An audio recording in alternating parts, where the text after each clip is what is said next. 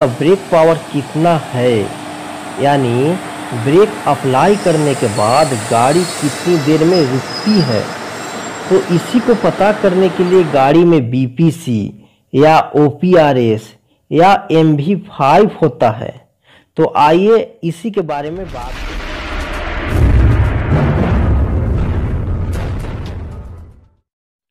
BPC का full form होता है break power certificate.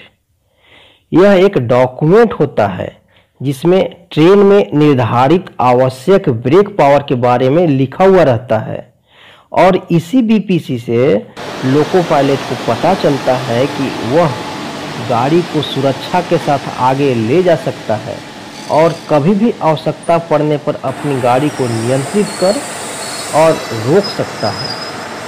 Air brake गाड़ियों के लिए बीपीसी निर्धारित form number mechanical V5 RB2 में रहता है, अतः इसे शॉर्ट में कहीं कहीं MV5 भी बोला जाता है। बीपीसी को रेलवे के कैरेज एंड वैगन डिपार्टमेंट के अंतर्गत गाड़ी परीक्षक यानी TXR के द्वारा जारी किया जाता है। इस पर लोको पायलट महोदय और गार्ड महोदय का भी सिग्नेचर लिया जाता है। बीपीसी को 3 कॉपी में जारी किया जाता है। एक कॉपी रिकॉर्ड के रूप में TXR के पास रख लिया जाता है, दूसरी कॉपी लोको पायलट को दे दिया जाता है, जबकि तीसरी कॉपी गार्ड महोदय को। बीपीसी को हमेशा ओरिजिनेटिंग स्टेशन यानी जहां से गाड़ी खुलती है वहीं से जारी किया जाता है, परंतु कभी कभी मार्ग में पड़ने वाले TXR पॉइंट से भी इसे जारी करने की आवश्यकता पड़ सकती है। साउथ सेंट्रल रेलवे में मालगाड़ियों के बीपीसी को 3 भागों में जारी किया जाता है। पहला है सीसी रेक बीपीसी, दूसरा है premium end to end BPC, तीसरा है इन टू इंड यानी इंटेंसिव। अब बात करते हैं सीसी रेक बीपीसी के बारे में। तो इसे केवल एयर ब्रेक वाले गाड़ी में ही जारी किया जाता है। सीसी रेक में ब्रेक पावर 100% रहता है। इसकी वैलिडिटी 7500 किलोमीटर या 30 + 5 डेज होता है। इसमें जो भी पहले पूरा होता है बीपीसी इनवैलिड हो जाता है, यानी अगर गाड़ी 7500 किलोमीटर पूरा कर लिया हो तो बीपीसी इनवैलिड हो जाएगा, अथवा 30 डेज हो गया हो और अनलोडिंग हो गया हो तो भी बीपीसी इनवैलिड हो जाएगा, अथवा अगर 30 दिन हो गया है और अनलोडिंग नहीं हुआ है तो 5 दिन और बीपीसी की वैलिडिटी बढ़ाकर 35 दिन कर दिया जाता है।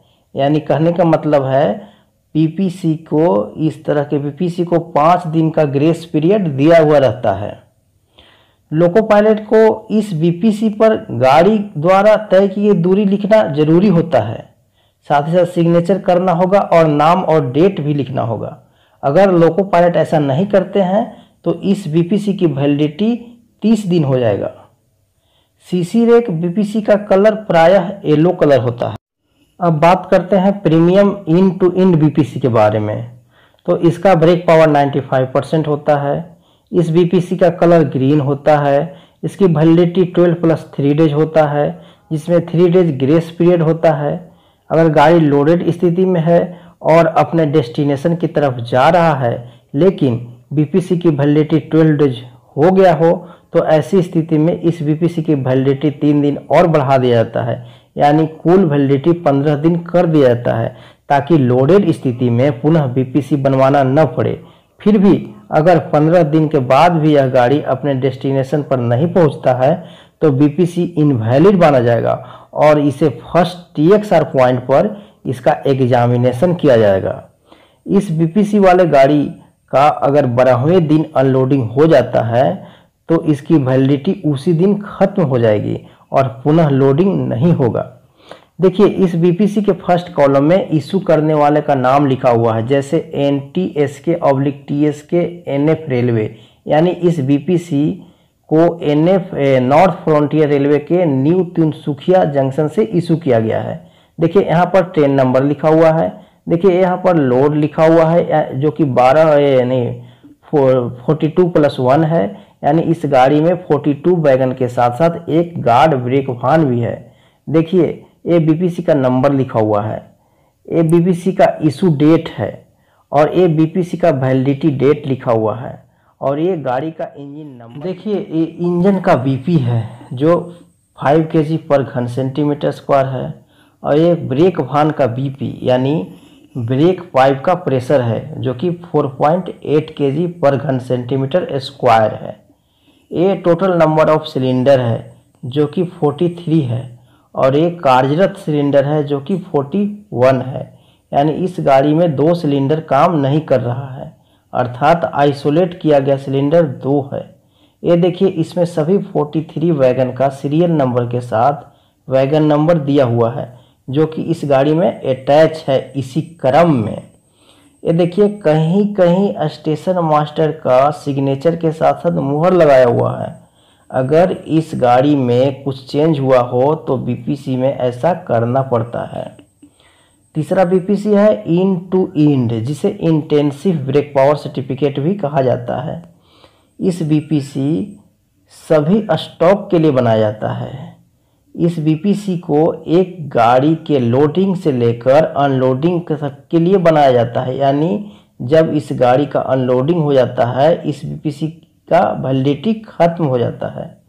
अगर इस बीपीसी पर डेस्टिनेशन नहीं लिखा हुआ है तो लोको पायलट को लोडिंग पॉइंट से मूव नहीं करना चाहिए। जैसे कि देखिए यहाँ पर डेस्टिनेशन में फर्स्ट लोडिंग से फर्स्ट अनलोडिंग पॉइंट लिखा हुआ है।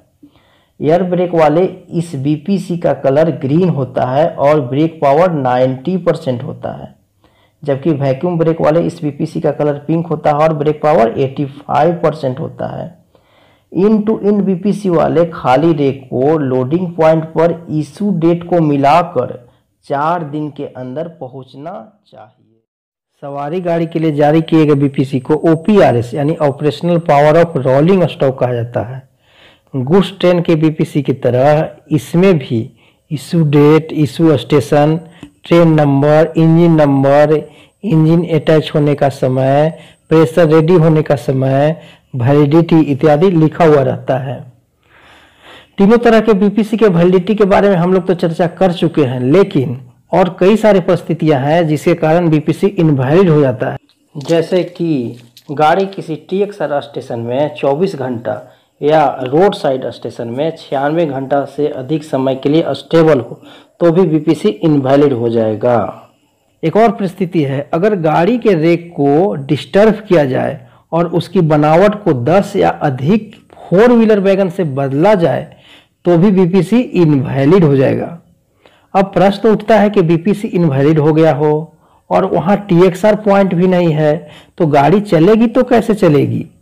जी हाँ दोस्तों, इस स्थिति में जीडीआर यानी joint guard and driver report बनाया जाता है और गाड़ी को नेक्स्ट टीएक्सआर पॉइंट तक ले जाया जाता है जहां इसे फ्रेश बीपीसी बनाया जाएगा।